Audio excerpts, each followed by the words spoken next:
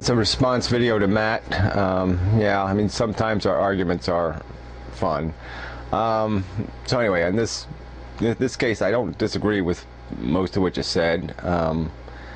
It's sort of an important point, and I didn't reference it in my video, and I probably should have. I mean, I didn't think of it at the time.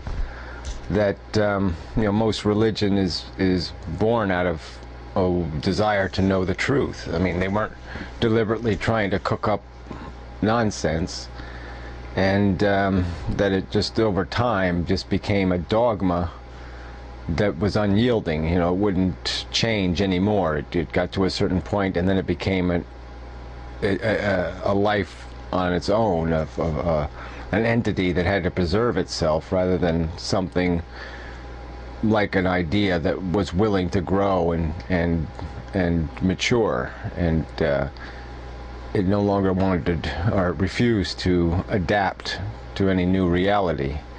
And there's born religion instead of science. I guess that would be the line that defines religion and science. It's just an unwillingness to accept that the world has changed, that knowledge changes.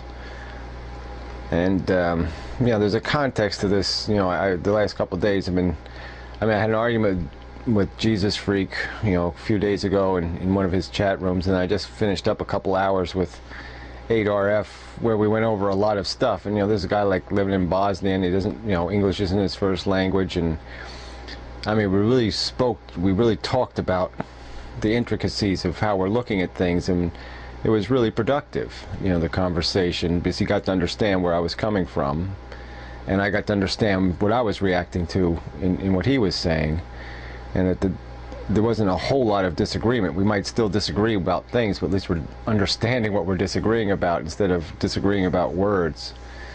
And so this is another word to be discussed, is what it is to be an atheist. And some people will just be emphatic that no, all it means is you don't believe in God, period. That's what the word has always meant, and that's what it always will mean, and that's all it is.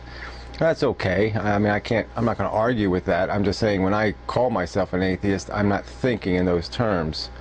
I'm thinking,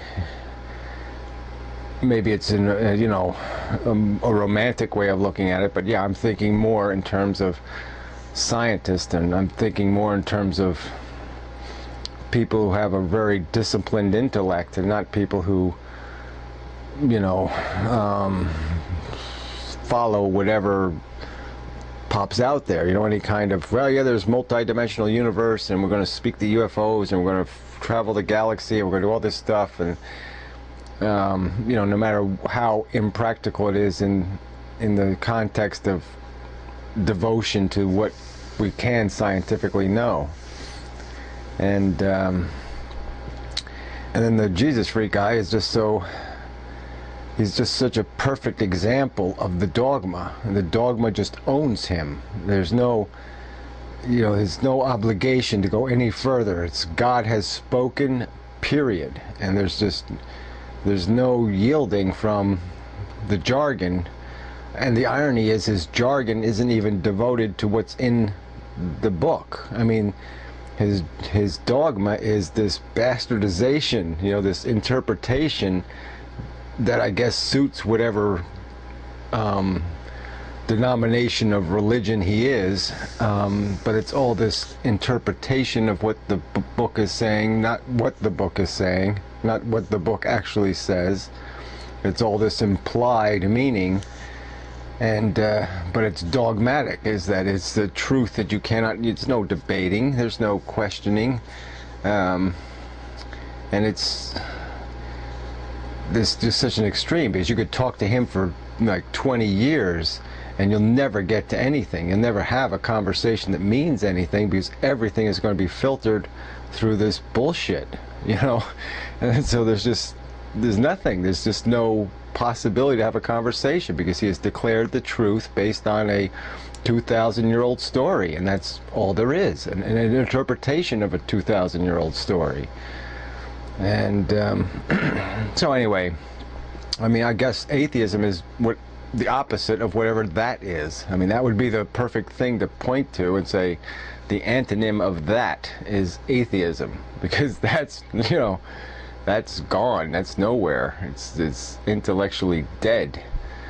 So anyway, so let's get to the. I mean, let's just. It's you know, it's a word that people are going to have their own definition for, and I don't know if anybody can argue assuredly, or you know, with any kind of authority, that these divergent definitions are illegitimate. But I concede the point that there's a part of religion, there's a part of belief in God that was not that didn't have any component that would be offensive to the idea of a pursuit of truth, which seems would be a constituent of what an atheist would say they intend to live up to. So anyway, so at the end of your video, you sort of referenced me as being, you know, some sort of, you know, I don't know, humanitarian nihilist or something. Like there's this duality, you like dualities, this conflict between these two messages. And that's sort of what I was talking about tonight. And it's I guess the explanation would be is that, you know, I've used this maze description before, like, you know, that humanity and life and nature is this maze, and that living things are compelled by need, and that basically we're just rats in a maze that has this structure that creates obstacles for us, and we are in pursuit of a cheese, and the cheese is either our sex drive or the basic drive of hunger, and the want for success, and the want for this, and the want, and all the want. You pile all the want on and build a piece of cheese out of it, and that's what we're chasing. We're chasing the want and the desire. Sorry for the interruption. Big nasty sneeze or allergy or something. So anyway, where was I? Okay, so we're basically trapped in this maze, and that's the natural world. The natural world is you live inside this maze, and so yeah, I've climbed out and I'm standing on the wall of the maze, and I can look down on it, and so I can make the judgment that, yeah, I see a lot of suffering, and I recognize it. And I'm concerned, and so I'm saying, okay, well, if I'm going to live in the maze has got to, this game has got to be better. There's too much carnage here. There's too many dead bodies. There's too much pain, suffering. There's too much inefficiency. It's too sloppy. Animals shouldn't be fighting with each other to get to the cheese. There shouldn't be all this carnage. It's just too much carnage. And so I'm saying, if you're in the maze, we've got to make the maze better. There's got to be, we've got to civilize the maze. And then when I look outside the maze, all there is nothing. There's black, there's emptiness, there's nothing. And so yeah, I'm nihilistic, and only in the sense that outside of the stupid construct of nature, we are left with nothing. There's no alternative, there's no paradise, there's no heaven, there's no, gee, what a great system. All there is a mess to fix, where we can get it to some kind of less dysfunctional state. We can fix the brokenness, and maybe, if we're lucky, it will barely be efficient. Like, it will barely produce what it's costing, you know, that it won't be running too big a deficit.